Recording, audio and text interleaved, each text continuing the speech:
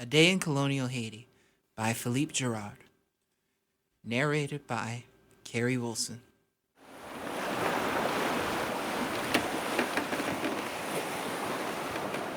4 a.m. The slave trader brings the Nigerian Prince.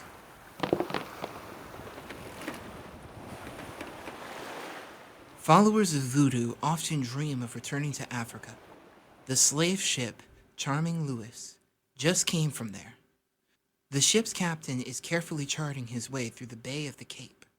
He stands nervously by the ship's pilot, monitoring his every move. There are only a handful of passages between the bay's reefs, and they are littered with wrecked ships captained by imprudent mariners.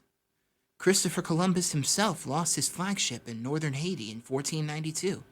Salvaged timber from the Santa Maria was used to build the first Spanish settlement in the New World. The rest of the wreck has yet to be discovered. Thankfully, the Easter moon is full, and the ship's captain is no landlubber. Jean-Francois Landolphe, the youngest of 22 siblings, left France at the age of 18 to try his luck at sea. Over the course of his 19-year career, he survived 2 hurricanes and met George Washington. Mostly, he brought one cargo of ebony after another to Haiti. His latest slaving expedition, his 6th, was a memorable one. It took longer than expected to buy the cargo, so the onset of hurricane season forced him to summer in West Africa. How, Landolphe wondered, would he feed his crew and 390 slaves for 6 months while waiting for the end of hurricane season? Then a miracle happened. King Aranjua, ruler of the nearby kingdom of Wari, took Captain Landolphe under his wing. The king fed his crew and his cargo at no charge. He even helped quell an attempted slave revolt on his ship. "I am black, and you are white," the king told Landolphe to explain his benevolence. "When you get to France, you will tell your financial backers that everywhere on earth, blacks and whites have the same feelings of humanity." Landolphe was not entirely surprised by the king's goodwill. Some Africans are slaves, while others sell slaves to European traders. Captain Landolphe is a complicated man as well.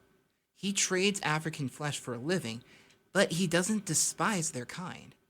The English are another matter. He hates them passionately. It's just business to him. He has nothing personal against Africans. He especially likes King Aranjua for coming to his rescue. In some ways, the king is a better man than Landolphe is.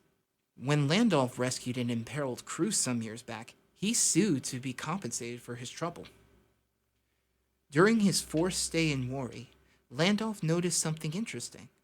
Local slaves were selling for just 100 to 150 livres each in Wari. The African coastline is getting depopulated due to the slave trading boom, so slaves from Gore to Wida are getting pricier every year. They now sell for almost 1,800 livres in Haiti. Landolphe reasoned that he could make a tidy profit in the future by purchasing cheap slaves in Wari to meet Haiti's unending appetite for African laborers. Landolphe smiles to himself as he watches his pilot sail through the reefs of the Bay of the Cape. Appetite. An apt word. Many Africans have told the captain that, surely, Europeans must eat human flesh. Why else would they come back every year to buy people who never return? One African even called him a zombie, a white spirit of the dead who takes captives to his ship, disappears under the horizon, and descends to the underworld to eat them. In fact, the captain likes to remind critics of the slave trade that Africans are the real cannibals. When you think of it, the Atlantic slave trade is really a humanitarian effort to rescue Africans from other Africans. In Africa, they'd be eaten or sacrificed to heathen gods. In America, they get civilization and a proper god. Who could complain about that? Not King Aranjua for sure. He seemed particularly eager to be in business with Landolphe. during the captain's stay in Warri. As a token of good faith, he even proposed that his own son accompany the captain to France to negotiate a trade agreement. After making a detour through Haiti, of course, so that Landolphe could sell his cargo there. And so, when hurricane season finally ended in October 1783, the charming Louise began her transatlantic voyage to Haiti. Landolphe has taken an instant liking to the king's son. The young man is named Boudakan. He is no more than 20 years of age, but he has the august bearing of a royal. Landolphe owes him a debt. When the captain fell overboard early in the voyage, Boudakan jumped in the water and saved his life. The princes appeared content during the journey. Even when a storm rocked the vessel, he pledged to model his conduct after the captain. He would only be alarmed. He explained, if he read on the captain's forehead that he should tremble. Good lad. Sadly, the middle passage has proved more deadly for the other Africans below decks. More than 100 slaves died in a single outbreak of smallpox. What a loss. I should have inoculated them before I set sail. It is now 6 months since the charming Louise departed from Warri, and the ship has finally reached her destination in the Bay of the Cape on Easter night. Captain Landolphe orders his men to drop anchor, and the ship comes to a stop, her bow facing the southeastern trade winds and the distant African shores from whence she came. A few feet away from the captain, Prince Boudakan gazes at the dark contours of the city by the bay. He seems excited. Maybe he shouldn't be, thinks Landolphe. The young man left a continent where he was a king's son. He is about to step foot in a colony where Africans who lack official freedom papers are often sold as slaves and publicly executed if they dare resist. If you ever want to see your country again, you'd better stay on my good side. Captain Landolphe has more important things to worry about for now. Only 140 captives out of 390 are still healthy enough to be listed for sale.